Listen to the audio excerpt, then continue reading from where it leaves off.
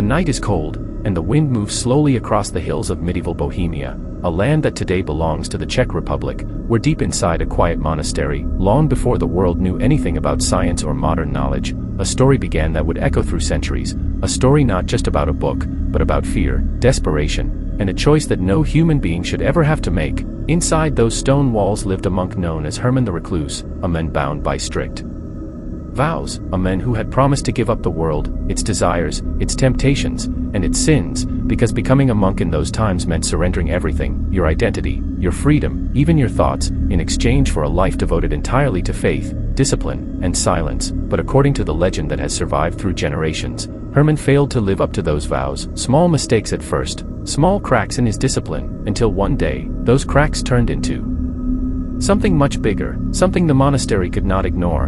And what exactly that sin was, no one knows for certain. Some say it was forbidden love, others say it was breaking sacred rules, but whatever it was enough to bring him before judgment, enough to seal his fate.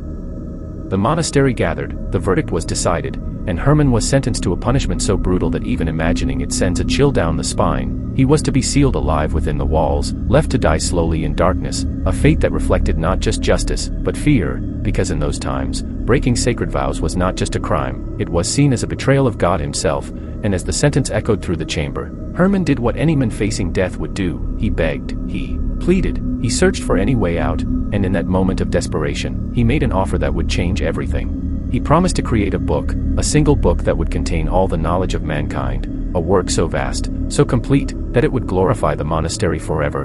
And at first, the idea sounded impossible, even absurd, because no single man could ever complete such a task. But the monks, caught between judgment and faith, between punishment and mercy, made a decision. They gave him one chance, but with a cruel condition. He would have only one night to complete it, one night to achieve the impossible, or face his fate at dawn. As darkness fell, Herman was locked inside a chamber, alone with parchment, ink, and the ticking weight of time. And as the hours passed, the reality must have become unbearable, because even if he wrote without stopping, even if he pushed his body beyond its limits, there was no way he could finish such a book before sunrise. And it is here that the legend takes its darkest turn, because it is said that in that moment, when hope was gone and death was certain, Herman did not turn to God.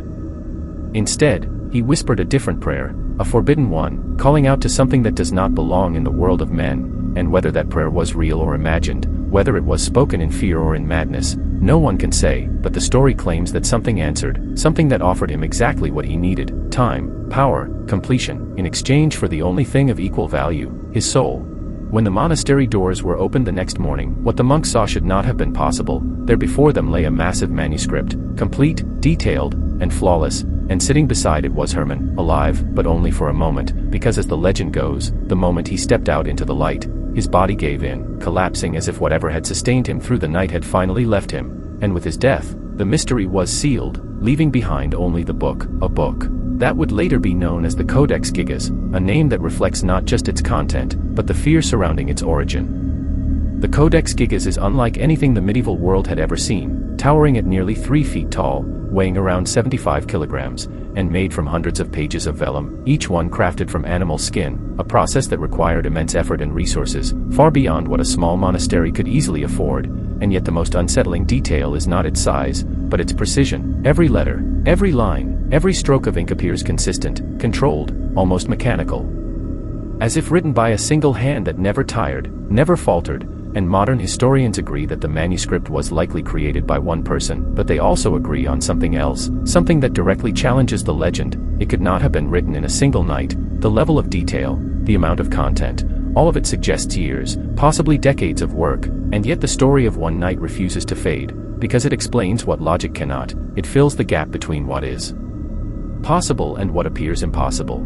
Inside the manuscript lies a world of knowledge, the complete Latin Bible, historical records, medical texts, calendars, and writings on spiritual practices, a reflection of the medieval mind, where religion, science, and superstition were deeply intertwined. But among all these pages, one stands apart, one page that has defined the identity of the entire book, a full-page illustration of a demonic figure, staring outward with an intensity that feels almost alive, a presence that seems to watch rather than simply exist. And it is this image that earned the Codex Gigas its infamous title, the Devil's Bible.